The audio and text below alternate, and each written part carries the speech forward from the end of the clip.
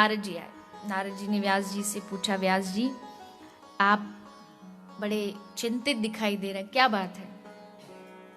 व्यास जी ने कहा, क्या बताएं नारद जी, अब इतने ग्रंथ लिख दिए पर अभी तक हमारा मन शांत नहीं है, और जब हमारा ही नहीं है तो हमारे ग्रंथों को जो पढ़ेगा उसका मन कैसे शांत होगा।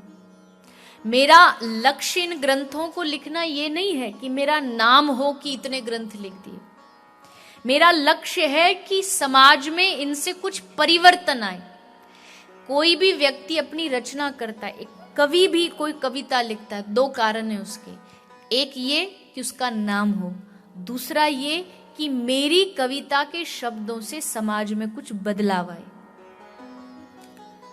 और ऐसी भावना रखने वाले व्यास जी हैं। नारद जी क्या बताऊं, मन बड़ा चिंतित है, उदास है। आगे आने वाले समय में आप तो जानते हैं क्या समय आने वाला है, और ऐसे समय में अगर कोई ग्रंथ अच्छा नहीं हुआ तो आदमी भटक जाएगा रास्ते से।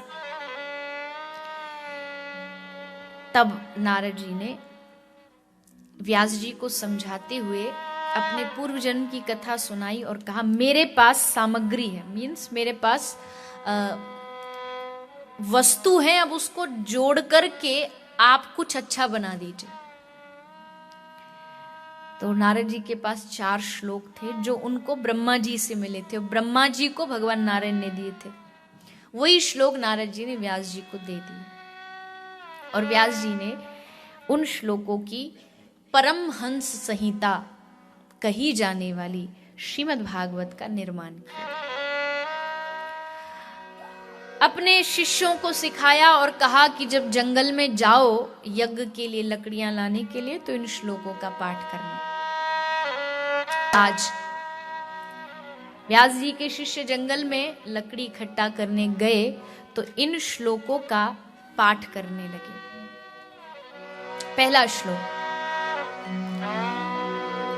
बरहा पीड़म नटवर वपुः कर्णयो कर्णिकारम्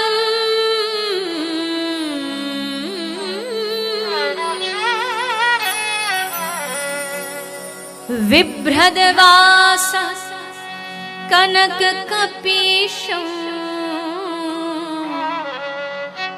वैजयन्तीं च मालाम्।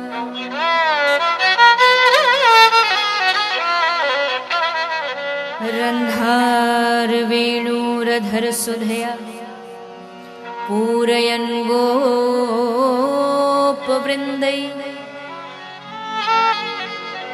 वृन्दारण्यं स्वपदरमणम्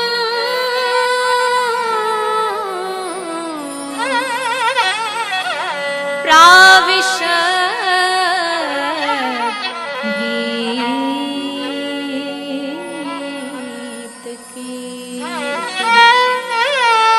पहला श्लोक, चित्त को अपनी ओर खींचने वाला, आकर्षित करने वाला वो कृष्ण, वो गोविंद। वरहा पीड़म नटवर वपु, पहला श्लोक भगवान के स्वरूप के बारे में बता रहा है। भगवान दिखते कैसे हैं, उनका रूप कैसा है। कहा कि एक बार जिसने इस नंद के लाला को, नंद के छोरा को देख लियो सो बस न तन न मन और न जीवन, तीनों से हार जाता है। और उसकी गिनती फिर पागलों में होने लगती है। हमारे ब्रज में कहते हैं इस दुनिया में देखो पागल तो सारे ही हैं। अब आप कहोगे हम कैसे हैं? बोले हम भी हैं। कोई पैसा के पीछे पागल है, कोई प्रतिष्ठा के पीछे पागल है, कोई नारी के पीछे पागल है, कोई तन पागल, कोई धन पागल, कोई पागल बेटे और नारी का। पर सच्चा पागल तो वही है जो पागल है हमारे बांके बिहारी का।